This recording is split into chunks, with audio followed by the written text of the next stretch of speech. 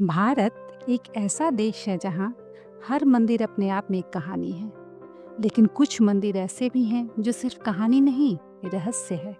और इन्हीं रहस्यों में सबसे चौंकाने वाला है पुरी का जगन्नाथ मंदिर।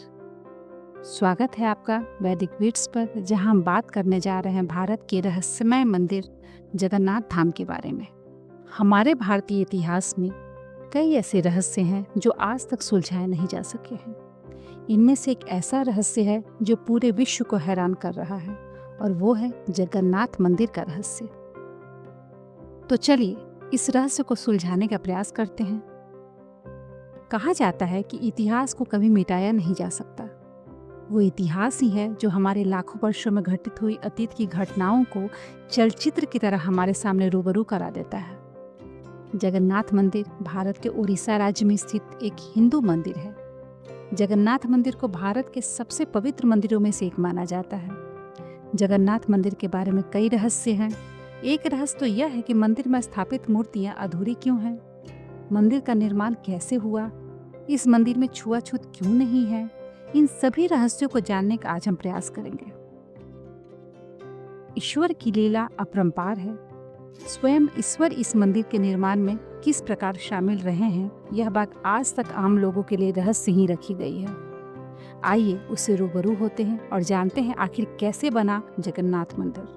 तो जानिए, उड़ीसा के तत्कालीन राजा इंद्रदमन, जो कि बहुत धार्मिक प्रवृत्ति के थे और भगवान श्री कृष्ण के इष्टतम रूप में पूजा किया करते थे। एक रात जब राजा इंद्रदमन आराम कर रहे थे, तो भगवान श्री कृष्ण उनके स्वप्न में आकर दर्शन देते हैं और उनसे कहते हैं, हे इंद्रदमन, मेरी मृत्यु के उपरांत जिस संदूक में मेरी अस्थियां विसर्जित की गई थी, वह काष्ठ का संदूक पानी में बहता हुआ तेरे राज्य में पुरी के समुद्र के किनारे आ लगा है। मैं चाहता हूँ कि तुम मेरे आदेश से उस संदूक को उसी स्थान पर रखकर उसके ऊपर मंदिर यादगार रूप में बनवा दो, जिसका नाम जगन्नाथ होगा।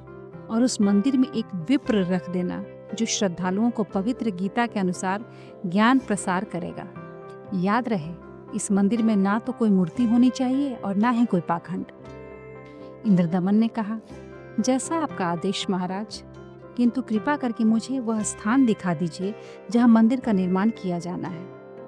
भगवान ने कहा, ठीक है वत्स, मैं तुम्हें वहाँ ले चलता हूँ।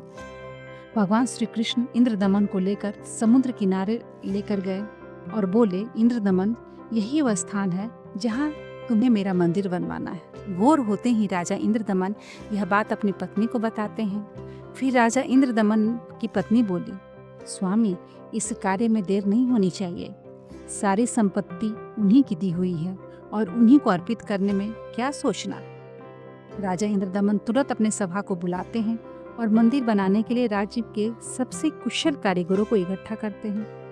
इसके बाद सभी पुरी नामक स्थान पर पहुंच जाते हैं जहां वह संदूक तैर रहा था। उस संदूक को निकालकर जमीन खोदकर संदूक जमीन में दबा देते हैं और देखते ही देखते उस संदूक के ऊपर मंदिर बनाने का काम शुरू हो जाता है। प्रभु श्री कृष्ण जी की दया से मंदिर तो बनकर तैयार हो गया। तभी समुद्री तूफान आ गया। समुद्र की लहर काफी ऊपर उठकर मंदिर की तरफ आने लगी। सारी जनता बिलाप करने लगी, हे भगवान, हे भगवान, यह क्या अनर्थ हो गया। समुद्र की लहरों ने मंदिर को तहस नहस कर दिया। जगन्नाथ मंदिर को तैयार होते ही समुद्र की लहरों का आना और मंदिर को अपनी आगोश में समा लेना, यह घटना सिर्फ एक बार नहीं अपितु 5 बार घटती है। महाराजा इंद्रदमन परेशान हो गए और कहने लगे, न जाने कौन से जन्म का बदला समुद्र मुझसे ले रहा है। मैं क्या करूं, कुछ समझ नहीं आ रहा। राजकोष भी खाली हो चुका है। अब और मंदिर बनवाने का सामर्थ्य मुझ में नहीं है। यह तुच्छ जीव आपके आदेश का पालन नहीं कर पाएगा। मुझे माफ कर देना भगवान। ऐसा कहकर राजा इंद्रदमन विलाप करने लगा। राजा के बहुत यत्न करने के बावजूद मंदिर नहीं बन पा रहा था। तभी सृष्टि के रचनाकार, सभी आत्माओं के जनक, दुख हरता ईश्वर के रूप वहां आकर प्रकट होते हैं और एक संत के रूप में राजा के सामने दरबार में पहुंचते हैं। राजा उन्हें प्रणाम कर स्वागत करते हैं। वो राजा से पूछते हैं, कहो राजा, क्यों उदास बैठे हो? राजा बोला, हे प्रभु, श्री कृष्ण जी के आदेश से समुद्र किनारे मंदिर का निर्माण करवाया था, किंतु समुद्र ने उसे तहस नहस कर दिया। कई बार मैंने प्रयास किया पर मैं सफल नहीं हो पाया। संत बोले, आप मंदिर बनवाओ राजन, समुद्र नहीं तोड़ेगा। तो राजा बोला, क्षमा करें महाराज, 5 बार बनवाया है परंतु 5 बार समुद्र ने उसे तोड़ दिया है। संत बोले, एक बार और कोशिश करो, तुम जरूर सफल होगे। ऐसा कहकर संत प्रभु चले गए। राजा को फिर से स्वप्न में भगवान श्री कृष्ण ने दर्शन देकर मंदिर बनवाने को कहा और बताया, जो संत समुद्र को रोकने की बात कर रहे हैं वो बहुत बड़ी शक्ति युक्त है और मुझे उन्हीं के पास जाकर प्रार्थना करनी चाहिए। राजा की पत्नी बोली, अगर प्रभु कह रहे हैं तो आप मत चूको महाराज, आप मंदिर बनवा दो। राजा बोले, बनवाना तो मैं भी चाहता हूँ, परंतु मेरा राजकोष अब खाली हो गया है। इस वक्त मैं धर्म संकट में फंस गया हूँ। यदि मंदिर नहीं बनवाता हूँ तो प्रभु अप्रसन्न हो जाएंगे और मंदिर बनवाने के लिए धन भी शेष नहीं बचा। राजा की पत्नी बोली, स्वामी आप चिंतित न हो, मेरे पास बहुत आभूषण है, आभूषण की कोई कमी नहीं है। आपका और मेरा दुख एक ही है, आप संकट में हैं और मैं इस आभूषण का क्या करूंगी। बस आप भगवान के आदेशानुसार मंदिर निर्माण का कार्य पुनः आरंभ करवाएं। ये आभूषण भी ईश्वर के दिए हुए हैं। ईश्वर के आदेश का पालन करने में अपना सहयोग लेना मैं अपना सौभाग्य समझूंगी। सुबह उठते ही राजा इंद्रदमन अपनी महामंत्री को बुलाकर भगवान श्री कृष्ण के आदेश के बारे में बताते हैं और मंदिर निर्माण का आदेश देते हैं। राजा फिर उसी संत प्रभु के पास पहुंचे जो एक बार दरबार में आए थे। संत प्रभु को अपने स्वप्न में भगवान श्री कृष्ण के आदेश के बारे में बताया और कहा, आप समर्थ ऋषि हैं, मुझ दीन पर कृपा करो। साधु ने कहा, हे राजन, जिस ओर से समुद्र हर बार मंदिर को बहा ले जाता है, आप उस ओर एक छोटा सा चबूतरा बनवा दें जिस पर बैठकर मैं भगवान की भक्ति करूंगा। राजा बोला, जो आज्ञा महाराज। कुछ समय के बाद मंदिर का निर्माण कार्य तकरीबन पूरा हो गया। एक दिन राजा स्वयं खड़े होकर निर्माण कार्य देख रहे थे, तभी वहां गोरखनाथ जी आ जाते हैं। राजा ने गोरखनाथ जी को प्रणाम किया। गोरखनाथ जी बोले, आप भगवान का इतना सुंदर मंदिर बनवा रहे हैं, किंतु सुना है इस मंदिर में कोई मूर्ति नहीं लगा रहे हैं, ऐसा क्यों? राजा ने कहा, मुनिवर क्षमा करें, भगवान कृष्ण ने स्वयं स्वप्न में आकर मुझे मूर्ति न लगाने के लिए कहा है। गोरखनाथ जी ने कहा, सपना तो सपना ही होता है, आपको हमारे आदेश का पालन करना होगा। मंदिर में भगवान श्री कृष्ण की मूर्ति की स्थापना की जाए। राजा ने कहा, जैसा आपका आदेश मुनिवर। राजा ने चंदन की लकड़ी से भगवान की मूर्ति बनाने का आदेश दिया। राजा के मंत्री और अन्य संतों ने कहा, हे राजन, अकेले भगवान को मन कैसे लगेगा? मंदिर में भगवान के साथ साथ बलराम और सुभद्रा की मूर्ति भी स्थापित की जाए।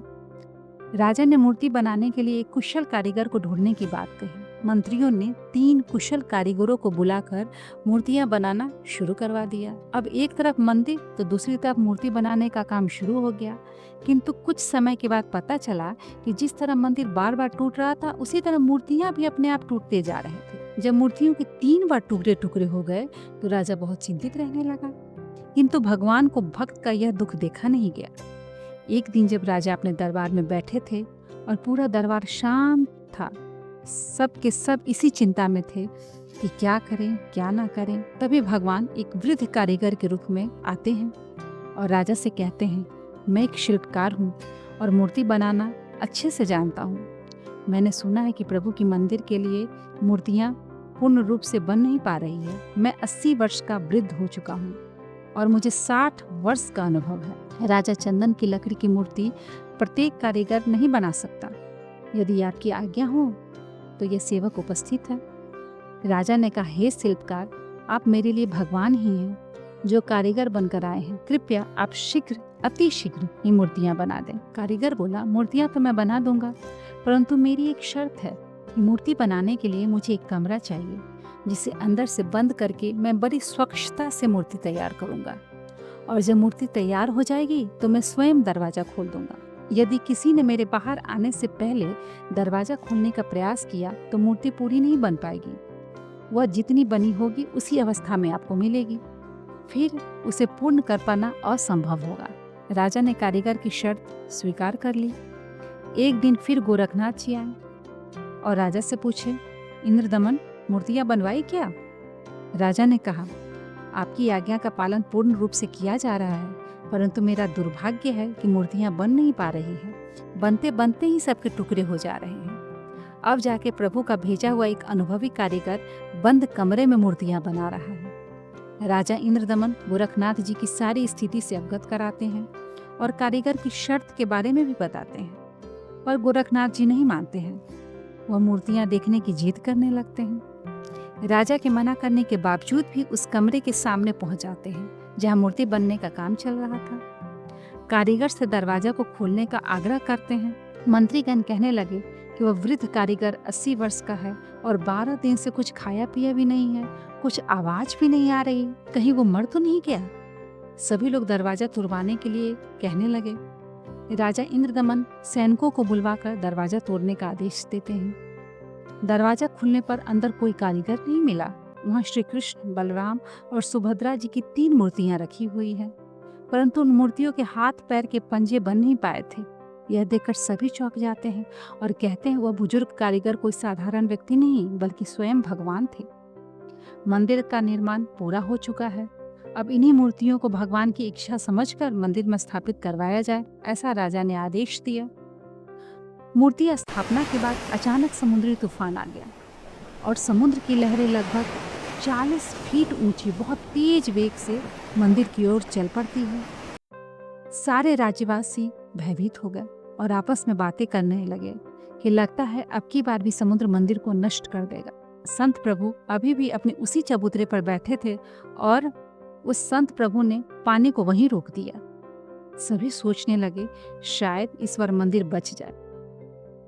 समुद्र संत प्रभु से कहा, हे प्रभु, मुझे रास्ता देने की कृपा करें, मैं मंदिर तोड़ने जाऊंगा। संत प्रभु बोले, वत्स, यह मंदिर नहीं है, यहाँ पाखंड पूजा नहीं होगी, बल्कि गीता का ज्ञान सुनाया जाएगा। यह तो आश्रम है, यह आप जैसे बलवान को शोभा नहीं देता कि इसको विध्वंस करे। समुद्र बोला, जब त्रेता युग में श्री कृष्ण श्री राम बनकर आए थे तब उन्होंने लंका जाने के लिए मुझे अग्नि बाण दिखाए और मुझे भला बुरा कहकर अपमानित कर रास्ता मांगा। यह मंदिर तोड़कर मैं अपना प्रतिशोध लेना चाहता हूँ। संत बोले, प्रतिशोध तो आप पहले ही ले चुके हैं, आपने तो समस्त द्वारका नगरी पहले ही डुबा दी है। समुद्र बोला, नहीं, वह पूर्ण रूप से नहीं डूबी, कोई प्रबल शक्ति होने के कारण मेरा यह कार्य भी अधूरा ही रह गया। संत बोले, वहां भी मैं ही पहुंचा था और मैं ही वह अवशेष बचाया था। अब जो वो अवशेष शेष बची है, द्वारका को भी डुबो ले, परंतु उस जगह को छोड़ देना जहां श्री कृष्ण का अंतिम संस्कार किया गया था, अन्यथा आने वाले समय में ये भ्रम पैदा होगा कि श्री कृष्ण की मृत्यु ही नहीं हुई थी। समुद्र ध्यान देकर सुना, यदि फिर इधर मंदिर तोड़ने आया तो बात अच्छी नहीं होगी। संत प्रभु की बात सुनकर समुद्र लगभग 1.5 किलोमीटर पीछे हट जाता है, जिसे देखकर राजा, मंत्री, सैनिक और जनता सभी खुशी मनाने लगते हैं, जय जयकार करने लगते हैं। तो ये थी कहानी पूरी जगन्नाथ मंदिर की। जगन्नाथ मंदिर सिर्फ पत्थरों का ढांचा नहीं, यह एक ऐसा रहस्य है जो हर भक्त के मन में आस्था और हर जिज्ञासु के मन में सवाल पैदा कर देता है। छाया का न पड़ना, ध्वजा का उल्टी दिशा में लहराना, समुद्र की आवाज का गुम हो जाना और भगवान के हर कुछ वर्षों में स्वयं शरीर बदल लेना, ये सब कुछ क्या केवल संयोग है या फिर हमारे ऋषियों ने जो ज्ञान छोड़ा है उसे समझने की हमारी कोशिश अभी अधूरी है। जगन्नाथ, जिसका अर्थ है संपूर्ण जगत के स्वामी, उनका धाम भी वैसा ही है, संपूर्ण, दिव्य और अलौकिक।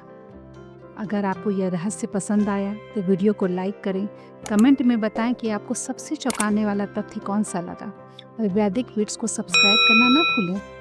फिर मिलेंगे एक नए रहस्य के साथ, तब तक के लिए जय जगन्नाथ।